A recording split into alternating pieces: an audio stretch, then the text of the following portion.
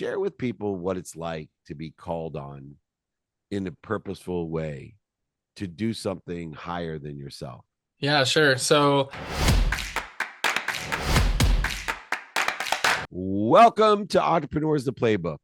And every once in a while, I get sentimental about my guest because they're so extraordinary. And when I met Tanner Courtney, the founder of Ready and Forward, I knew he was special.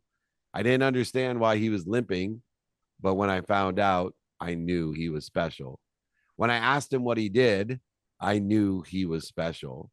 When he told me that there is a historic location in my hometown of San Diego that could be the cornerstone for our country's history and involvement in so many impactful historical events, I knew that God had assigned the right special person.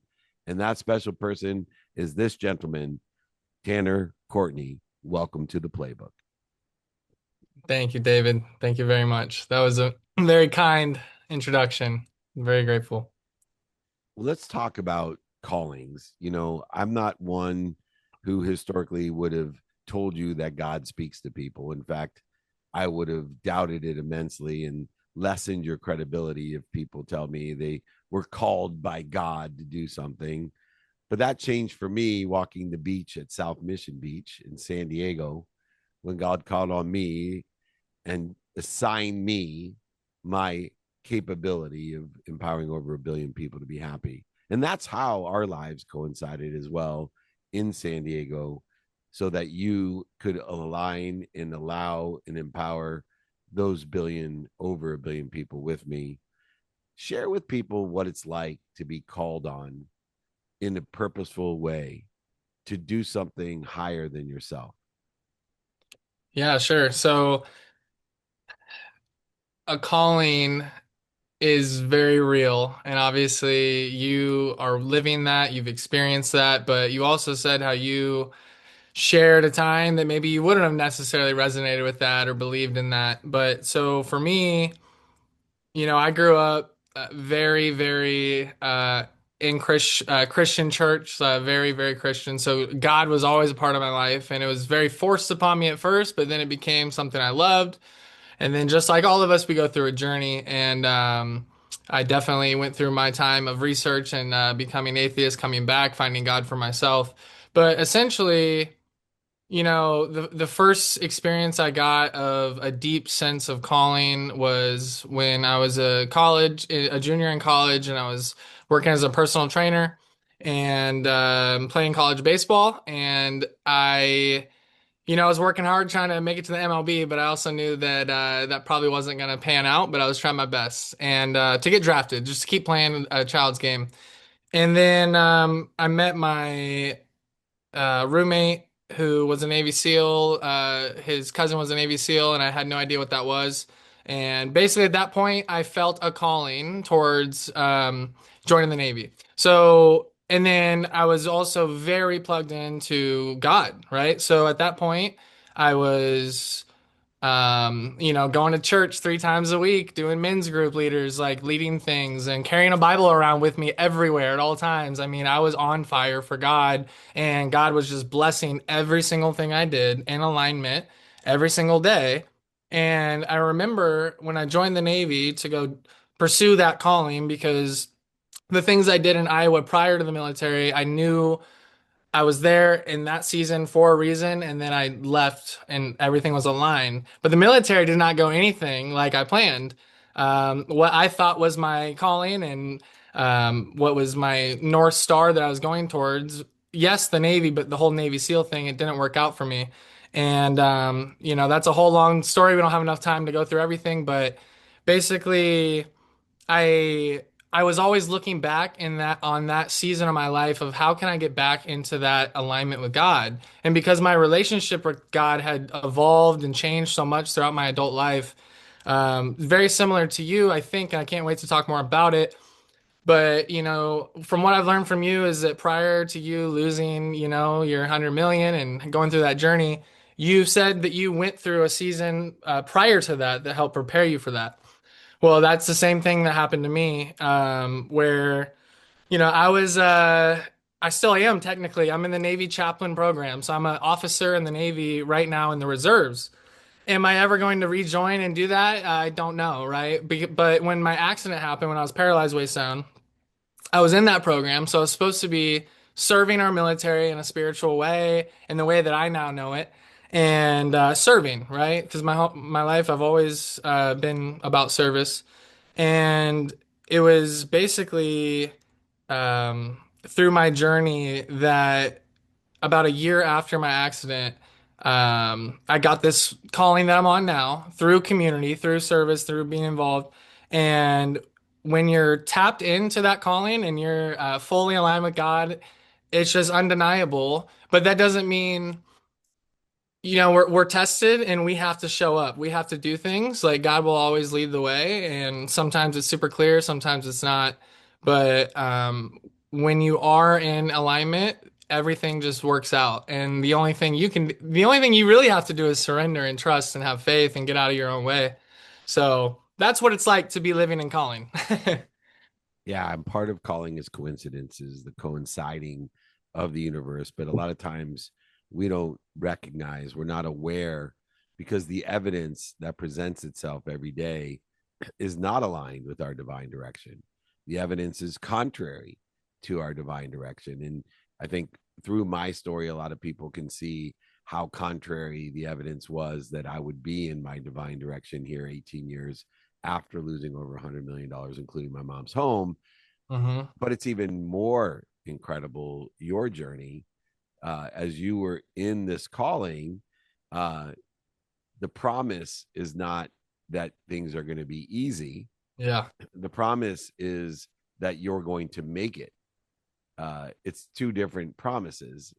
And yeah. so, like you had mentioned and just touched on very briefly, in this journey, in this calling, you have a devastating accident that paralyzes you. Hmm. It takes time because feedback and evidence in the presence is very rarely appreciated, if ever. There's always a lapse of time from feedback, problem, struggle to solution, or what I call the resolution, the resolution to that feedback, problem, or solution. People don't Hmm. appreciate the feedback you give them in the present, and we don't appreciate God's feedback in the present either. There's a lapse of time. What did you do in that lapse of time from when you were paralyzed Hmm. to where you are today, building an incredible campus at Camp Lockett that has so many different layers, a multi-billion-dollar project nestled in the hills of San Diego? Yeah, so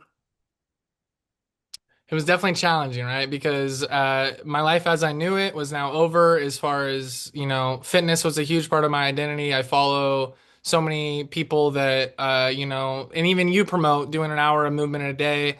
Just, I used to be that person that would go spiritually, like running was my thing. So, like running very far in the mountains and challenging myself constantly. So, to now be paralyzed, because I was paralyzed waist down with no movement for a couple of months, and to lose that, and then still things have changed now, but I'm very fortunate to have gotten some recovery back, and I plan to fully recover. But what did I do is, man, I mean, I still trusted God, but it was really hard, and I remember I was very, very depressed. I mean, I was even suicidal at one point, but at the same time, I've always known I can understand how people get to that point, but for me, I had enough wherewithal that that was never an option for me. But it was definitely difficult. But what I did was I got myself plugged into the community, right? So instead of staying isolated and being depressed and woe is me and this is my life, what's going on? And I am lost because I'm like, why did this happen to me? I knew I moved back to town because I was kind of out in the country a little bit, and just got super plugged into the community because there are a lot of resources in San Diego, and I just found any and every resource I could and got plugged into the community, nonprofits, service community, disabled stuff at the YMCA. And that gave me a new sense of purpose, a new sense of belonging, and then this vision.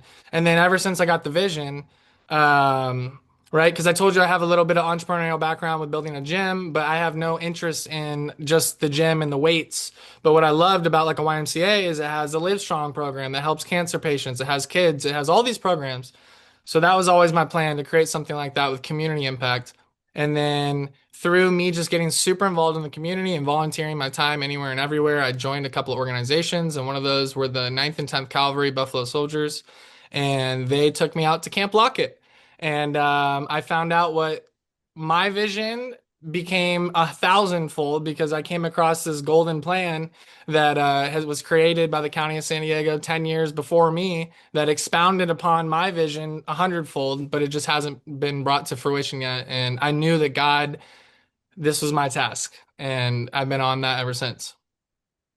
And we're on a journey, whether it be from Go Fund Yourself or our communities and our callings to fund that project of Camp Lockett.